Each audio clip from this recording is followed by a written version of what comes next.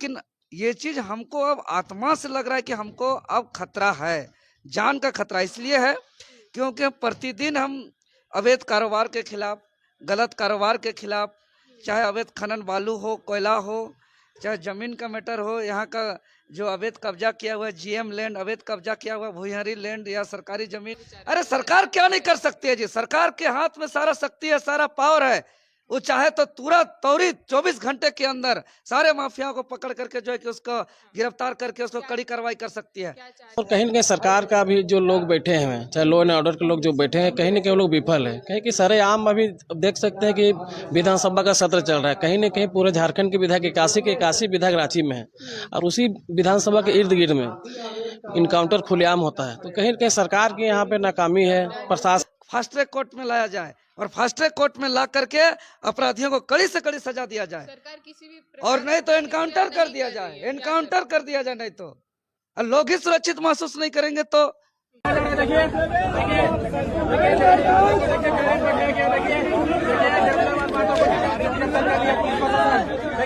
बड़ी खबर आपको दिखा रहे हैं श्रीलाल चौक से। देखिए जब निर्माताओं की गिरफ्तार कर लिया गया। देखिए आज रांची बंद के दौरान अल्बर्ट एक्का चौक से जेएलकेएम के वरीय उपाध्यक्ष देवेंद्र नाथ महतो और उनके तमाम साथियों को रांची पुलिस द्वारा डिटेन किया गया था और डिटेन करने के बाद यहाँ खिलगांव थाना लाया गया था। अभी समय लगभग 2 बज रहे हैं और इनको छोड़ दिया गया है। दादा, आज आपको डिटेन किया गया था, जिस प्रकार से झारखंड में अभी विधानसभा सत्र चल रही है और उस दौरान इस तरह का वारदात तक को अंजाम देना कैसे देखते हैं? देखिए, अगर इस पूरे अनिल महतो का हत्या का प्रकरण को देखते हैं तो निसंकोच हम कहेंगे कि यहाँ जंगल राज आ गया है। निसंकोच हम कहेंगे कि यहाँ कानून व्यवस्था पूरी तरह फैल है, लाचार है और यहाँ कोई भी आदमी, आम आदमी बिल्कुल सुरक्षित महसूस नहीं कर रहे हैं। क्योंकि जो घटना घटा, उस घटना को देखेंगे तो आप उम्मीद नहीं कर सकते हैं कि अपराधियों का इतना ज्यादा मन बढ़ गया है। एकदम बिल्कुल डर नहीं अपराधियों का, जरा सा भी संकोच नहीं है।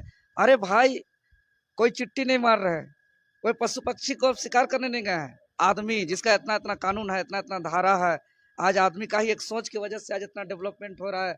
आदमी का ही देन है कि आज मोबाइल आ गया, कंप्यूटर आ गया, हवाई जहाज आ गया, ट्रेन आ गया, रेल आ गया। मतलब एक आदमी में बहुत क्षमता होता है और वैसे क्षमतावान आदमी को कनपट्टी में सटा के दिन के 3:45 बजे के आसपास राजधानी रांची के बीचों बीच भरी बाजार में सब लोगों के बीच में इस तरह थाना के एकदम करीब और हाँ 100 मीटर के करीब इस तरह का घटना, और यह घटना 1-2 साल बाद फिर वही जगह हुआ था और यह दूसरी घटना। और इस घटना से 11 दिन पहले सोनू मुंडा का हत्या, और उस समय भी पूरे लोग जो है कि आक्रोशित हुए, रोड जाम हुई। उसके बावजूद दोबारा इस तरीके का घटना रिपीट होने से यही प्रतीत होता है कि झारखंड में कानून व्यवस्था पूरी तरह लचर है, यहाँ जंगल राज आ गया है। और खास करके इस घटना के बाद मैंने भले मरने का हमको डर नहीं है, लेकिन ये चीज हमको अब आत्मा से लग रहा है कि हमको अब खतरा है, जान का खतरा इसलिए है क्योंकि प्रतिदिन हम अवैध कारोबार के खिलाफ, गलत कारोबार के खिलाफ, चाहे अवैध खनन बालू हो, कोयला हो, चाहे जमीन का मैटर हो, यहाँ का जो अवैध कब्जा किया हुआ जीएम लैंड, अवैध कब्जा किया हुआ भूयहरी लैंड या सरकारी जमीन जो यहाँ के लोगों का उपयोग के लिए है, इस सब का लगातार आवाज उठा रहे हैं। और मेरा टकराव प्रतिदिन अवैध कारोबारियों से हो रही है। आप लोग जब भी इस तरह के मामले आते हैं, सड़क पर उतरते हैं, आज भी विपक्ष भी उतरा है और विपक्ष की पार्टी कह रहे हैं कि हेमंत सोरेन को इस्तीफा देना चाहिए, आपका क्या राय है? ये बिल्कुल दे देना चाहिए। हम तो कहेंगे ना कि हेमंत सोरेन जी को एक श्वेत पत्र जारी करना चाहिए कि अब हमसे राज नहीं संभलेगा, अब हम कानून व्यवस्था नहीं चला सकते हैं, हमसे शासन संभव नहीं है। वो श्वेत पत्र जारी कर देना चाहिए, हाथ खड़ा कर देना चाहिए। काहे कि ये बार बार घटना रिपीटेशन हो रहा है। और हम एकदम बता रहे हैं, जो टाइगर अनिल महतो जी जो थे, वो खुद हमको आंदोलन में बहुत हौसला किए, अपना बड़े भाई की तरह। जो हम खोए हैं इसका क्षतिपूर्ति इस जन्म में हम कर नहीं सकते हैं।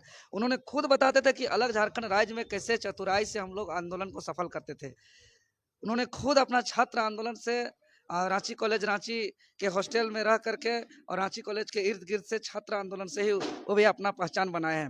वो सक्रिय रूप से झारखंड आंदोलन में भागीदारी देते थे और पूरे राज्य में जितने भी आंदोलनकारी आते थे, और उस समय आंदोलन के दौरान बहुत ही चतुराई से आंदोलनकारी लोग भी बताते हैं कि सभी आंदोलनकारियों को सुरक्षित रखते थे और आंदोलन को सफल बनाने में अहम योगदान देते थे। आप लोग ऐसा आंदोलन तो करते हैं, लेकिन हर बार आप लोगों को डिटेन कर लिया जाता है, कभी यहाँ कभी देखिए वहाँ, वो क्या देखिए वो तो पुलिस प्रोटोकॉल है, प्रोटोकॉल है? लेकिन हम उस पे हम यही कहेंगे कि जैसे मान के चलिए पुलिस प्रोटोकॉल का जो नियम है BNSS 170 के तहत हम लोग को डिटेन करके जो है कि कुछ देर रख करके हम लोग को छोड़ दिया जा रहा है, लेकिन पुलिस प्रोटोकॉल में शासन व्यवस्था में ये भी तो है कि अपराधी खुलेआम जेब में पिस्तौल बंदूक लेकर के न घूमे, माफियाओं में डर होना चाहिए। लेकिन आज पुलिस प्रशासन कानून व्यवस्था पर यहाँ के माफिया जरा भी नहीं डर रहे हैं, एकदम निडर हो गए हैं बिल्कुल। प्रशासन को क्या कहना चाहेंगे आप, ये बताइए। देखिए हम प्रशासन से यही कहेंगे कि अपना वर्दी का ताकत को समझें। जिस दिन वर्दी का ताकत सही मायने से अगर सदुपयोग किया जाएगा, अगर चंद पैसों से माफियाओं का गुलामी नहीं करेंगे, क्योंकि अभी हम एकदम रियलिटी बता दे रहे हैं, क्योंकि हम जो लड़ाई लड़ते हैं हम देखते हैं कि पूरे सारे के सारे पुलिस तंत्र, चूंकि वो पुलिस तो सरकार के अंडर आती है और सफेद पोस्ट के संरक्षण में यहाँ के माफियाओं पर कार्रवाई करने में यहाँ का प्रशासन चुप्पी है। जो यहाँ गुंडागर्दी राज आ गया है, यही वजह है। शाम होते ही क्या हो रहा है कि बालू गाड़ी से कितना कलेक्शन होगा, कोयला गाड़ी से कितना कलेक्शन होगा, अवैध जमीन रजिस्ट्री में कितना कलेक्शन होगा, इस तरीके में सब अंधे हो गए हैं। दादा, कुछ दिन पहले जिस तरीके से सोनू मुंडा का हत्या हुआ, उससे पहले भी किसी और का हत्या हुआ था, आपको क्या लग रहा है कि आप लोग झारखंड बंद कीजिएगा, आवाज उठाइएगा और अनिल महतो को फिर से जो है मिल जाएगा न्याय?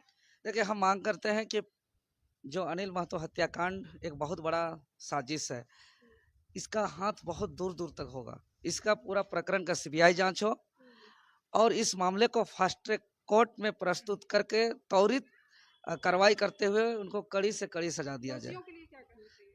देखिए दोषियों को कड़ी सजा। एक व्यक्ति पकड़ाया भी है। देखिए ये जो व्यक्ति पकड़ाया है, इसको हम वो असली दोषीदार हम नहीं मानेंगे, ये लोग भाड़े के लोग हैं। ये जो अंजाम दिया घटना को, जो पकड़ाया, वो कई और के द्वारा किसी और को भी बोलने पर बिना दुश्मनी का भी वो इस घटना को अंजाम दे सकते हैं। उनका दिमाग होश कुछ नहीं रहता है, वो गांजा चरस भांग नशे से धूत रहते हैं। उनको जो है कि मैंने इनको सजा देना एक वैसे ही है कि अगर आपको हम लाठी से मारे तो आप लाठी को तोड़ रहे हैं, लाठी मारने वालों को छोड़ रहे हैं कि यही लाठी हमको मारा है, इस लाठी को तोड़ेंगे, इस लाठी को हम जलाएंगे।